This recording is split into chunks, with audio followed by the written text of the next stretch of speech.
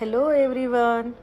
माझ्याकडे 2 केळं होते आणि मी त्यांना छान कट करून डीप फ्रीजमध्ये 3 ते 4 तास ठेवलेले होते.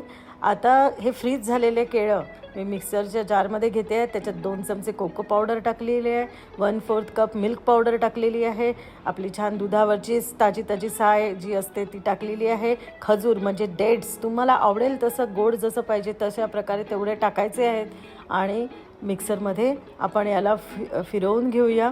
बघा छान स्मूथ अशी पेस्ट तयार झालेली आहे. त्याच कंटेनरमध्ये मी ही पेस्ट टाकून घेते आहे आणि पुन्हा डीप फ्रीजमध्ये 3 ते 4 तास ठेवते आहे. तुम्हाला आवडत असल्यास असं चॉकलेट सॉसनी गार्निश करा और ड्रायफ्रूट्स पण तुम्ही टाकू शकता.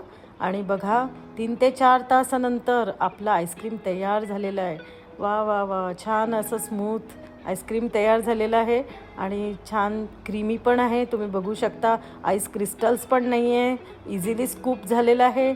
आणि मी आता याला छान सर्व करते. तुम्ही बघत असाल स्मूथ असे आहे आणि क्रीमी पण आहे.